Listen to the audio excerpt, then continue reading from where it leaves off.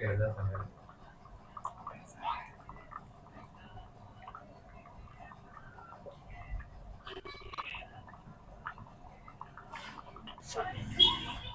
குண்டு கரண்டிலாம் எடுக்கக்கூடாது. மீன் இந்த கரண்டியில் எடுத்தால் உடையாமல் நல்லா அழகாக இருக்கும். இது வந்து எப்படி எடுத்து கட்டுன்னு பாருங்க. மீன் அப்படி பழப்பழப்பழப்பழன்னு இருக்கும். சாப்பிட டேஸ்டாக இருக்கும். இதுதான் இந்த ராஜ்கரன் சாப்பிடுவாங்களா அந்த மீன், அப்படியே வாயில வச்சு. இல்ல சிவாஜி சாப்பிடுறது. சிவாஜி வாயில வச்சு எடுத்தா முள்ளு மட்டும் தனியா வந்து.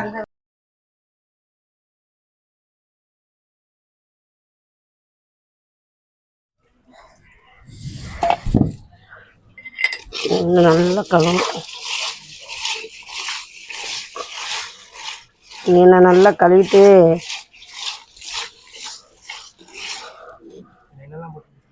இதில் வந்து கல் உப்பு மஞ்சத்தூளும் போட்டு நல்லா இதை ராவி கழுவணும். அப்போ தான் அந்த கசடுலாம் போயிடும். குழம்பு நல்லா டேஸ்டாக இருக்கும். ஒரு 4-5 தண்ணி கழுவணும். கழுவி எடுத்து வச்சுட்டு அப்போ அந்த குடத்து தண்ணி எடுத்துலாம் ஊற்றினா செடி ரொம்ப நல்லா வளரும். ரொம்ப உரம் வேஸ்ட் பண்ணக்கூடாது. தூத்தி வச்சா இன்னும் ஒரு 3 தண்ணி கழுவணும். நல்லா கழுவி எடுத்தோம்னா கவிச்சே தான் அடிக்காது. குழம்பு நல்லா டேஸ்டாக இருக்கும்.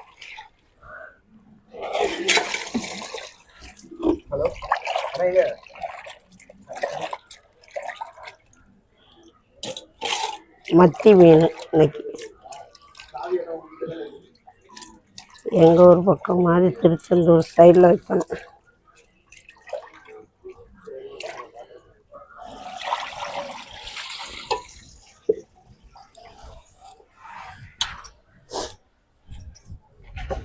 இன்னைக்கு என்ன சண்டே ஸ்பெஷல்?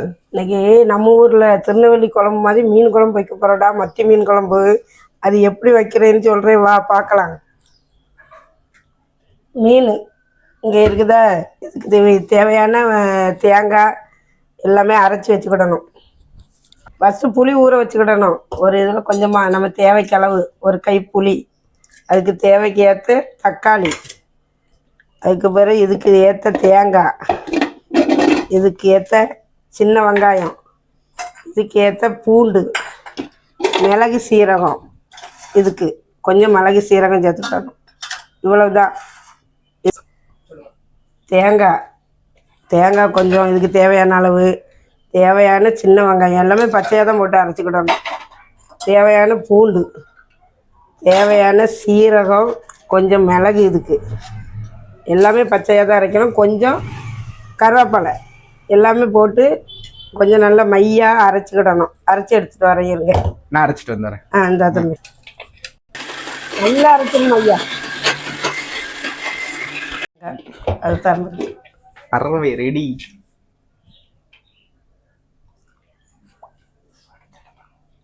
அடுத்து அடுப்பில் வச்சு மஞ்சட்டி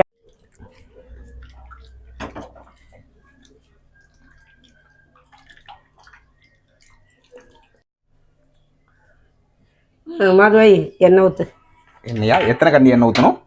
அதுக்கு ஒரு அரை இவ்வளோ ஊற்றுமா? எனக்கு ட்ரைனிங்காக எங்கள் அம்மா எல்லாமே சொல்லி கொடுத்துருக்காங்க. ஃபர்ஸ்ட் எடுத்து மீன் குழம்பு வைக்க போகிறேன். கடுகு கொஞ்சம் போடு. கடுகு கொஞ்சமா? வெந்தயம். கடுகு போடுறேன். வெந்தயம் என்ன மாரி உங்களுக்கு ப்ராக்டிஸ் இதெல்லாம். வெந்தயம் நெக்ஸ்ட். வெந்தயம் போட்டாச்சு. அப்புறம் இந்த வெங்காயம் ஒரு கை போட்டா போதுமா? காட்டணும். ஒரு கை போட்டா போதும். இருந்தாலும் என் மனசுக்கு 2 இது நல்லா எடுத்து கரண்டி வச்சு கஞ்சி விடு. கரண்டி எடுத்துக்கணுமா?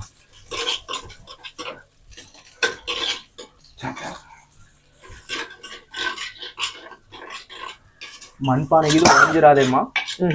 அதெல்லாம் உடையாதா? தூள் நான் வைக்கிற ஸ்பெஷல் இன்னைக்கு மீன் குழம்பு. ஆமாம், மல்லித்தூள் அதில் எடுத்து போடு, மிளகாத்தூள் போடு. இப்பேவா போடு. அளவுலாம் போட்டு வச்சுட்டாங்க. கொட்டினா மட்டும் போதும்.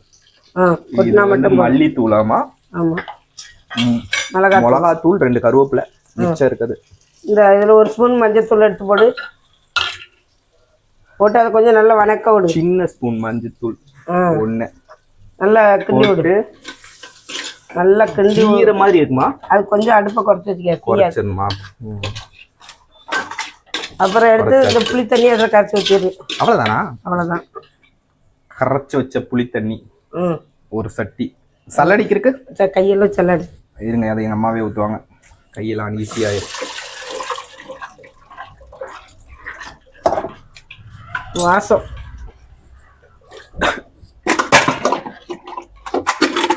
அந்த மிளகால அப்படியே ஒரு மாதிரி மூக்குல ஏறுது. மிளகா வாசம் திங்கும் போது ருசியா இருக்கு. அரைச்சி வச்சிருக்க தேங்காய் இருக்குல்ல, அந்த தேங்காவும் அதில் சேர்த்து. ஆனா இப்ப வரைக்கும் பச்சை தண்ணியா தான் இருக்கு, குழம்பா தெரியல. நீ போக போதா குழம்பா. அதை அரைச்சி வச்சுக்க தேங்காய் உள்ள போடு. தேங்காய் எடுத்து போடு. நான் அரைச்சிட்டு வந்த இது சாந்து நம்ம கைப்பட அரைச்சது. மிக்சியை போட்டால் நான் தான் அரைச்சேன். நல்லா சுத்து கலந்தாச்சு. இப்போதான் கட்டியமா வருது, அதனால உள்ள இருக்குது. தண்ணியை ஊற்றி கொஞ்சமா தண்ணியை ஊற்றி 4 குளுக்கி குழம்பு ஊற்றிடலாம். நல்லா ஒரு கிண்டு கிண்டி கொஞ்ச நேரம் நல்லா இப்பதான் மீன் குழம்பு வைப் வருது. கொஞ்சமா வந்திருக்குது. தக்காளி விதையெல்லாம் நல்லா எடுத்துக்கணும். விதையை எடுத்துட்டு போட்டால் தான் உடம்புக்கு நல்லது. போடுறவங்க 2 வாசனைக்கு கீரி போட்டால் போதும். எல்லாமே பச்சையாக தான் போடுறோம். ஆமாம், எல்லாமே பச்சை தான். இப்படிதான் எங்கள் ஊரில் போடுவாங்களாமா. என்ன கொஞ்சம் நெருப்பை பார்த்தா கொஞ்சம் பயமாக இருக்குது. 2 பச்சை மிளகா, 3 கூட போட்டுக்க. 3 போட்டுட்டா? இருக்கிறதெல்லாம் போட்டாச்சு. நல்லா கிண்டி விட்டு கொஞ்ச நேரம் மூடி போட்டு மூடி வை. மீன் இன்னும் போடலை. மீன் போடச்சுன்னு சொல்கிறோம். இதெல்லாம் கொதிச்சு முடிஞ்சோடனே இதை மீனை இதில் நீச்சல் அடிக்க விட்டோன்னா மீன் குழம்பு ரெடி ஆயிரும். மீன் குழம்பு வாசனை வந்துருச்சு. இன்னும் மீனையே போடாம வச்சிருக்க. ஐயோ சூடா இருக்குது. மீன் எடுத்து போடணும். இதுக்கு மேலே மீன் போடணுமா? மீன் எடுத்து கொஞ்சம் கொஞ்சமா போடு. கொஞ்சம் கொஞ்சமா போடணுமா? நான் ஃபர்ஸ்ட் 1 மீன் மட்டும் போடுறேன். ஃபர்ஸ்ட் ஒரு 3 மீன் போடுறேன். நெக்ஸ்ட் எல்லாமே எங்க அம்மா போடுவாங்க.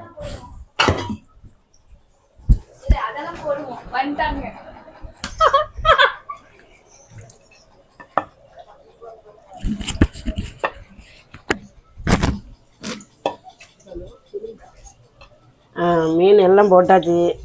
இந்த மீன் நல்லா குழம்புல இருக்கட்டு.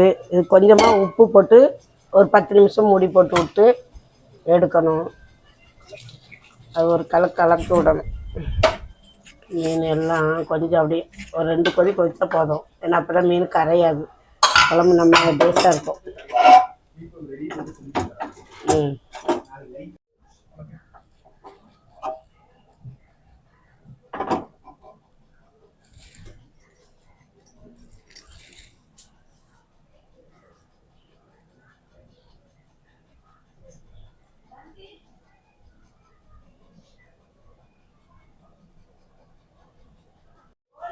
என்ன நீ மட்டும் டேஸ்ட் பார்த்துட்டு இருக்குமே தெரியுது எனக்கு. நீ கொஞ்சம் டேஸ்ட் பாரு, ரொம்ப ருசியா இருக்கும். ஊதி விட்டு அதுக்கெல்லாம் பயந்துடாத. கையில கொத்தா வச்சுருவ. சரியான டேஸ்ட், புளிப்பு எல்லாமே இருக்கு கரெக்டா. சோத்துக்கு இன்னும் செம்மையா இருக்குன்னு நினைக்கிறேன். சோத்துல போட்டு இன்னைக்கு ஒரு அடி இலை போட்டு சாப்பிடு. குழம்பு எப்படி நல்லா தானே இருக்கு. புளிப்பா நல்லா இருக்கு.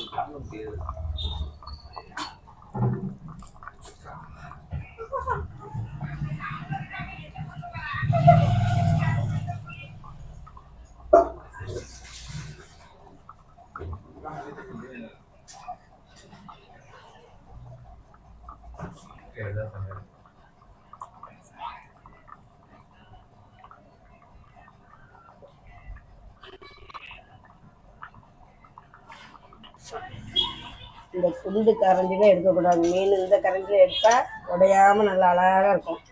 இது எப்படி எடுத்து கட்டிருப்பாங்க. மீன் அப்படி பழப்புன்னு இருக்கும். சாப்பிட டேஸ்டாக இருக்கும். இதுதான் அந்த ராஜ்கரன் சாப்பிடுவாங்களா அந்த மீன். அப்படியே வாயில வச்சு இல்ல சிவாஜி சாப்பிடுறது. சிவாஜி வாயில வச்சு எடுத்தா முள்ளு மட்டும் தனியா வந்து. எல்லாரும் இதே மாதிரி மீன் குழம்பு வச்சு உங்கள் வீட்டில் நீங்களும் சாப்பிட்டு பாருங்கள். ரொம்பவே டேஸ்ட்டாக இருக்கும். எங்கள் வீட்டில் இன்றைக்கி மத்தி மீன் குழம்பு ரொம்ப ருசியாக இருக்கும்.